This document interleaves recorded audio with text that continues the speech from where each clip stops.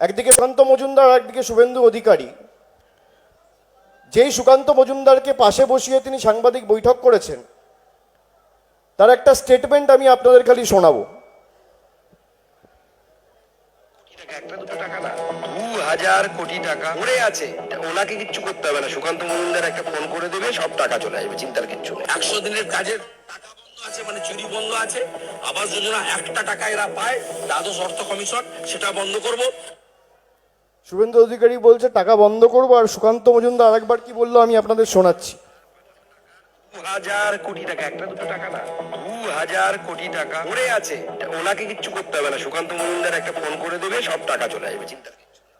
বলছে 2000-এর বেশি কোটি টাকা পড়ে আছে, কাউকে কিচ্ছু করতে হবে না, সুকান্ত মজুমদার একটা ফোন করে দেবে, টাকা চলে আসবে।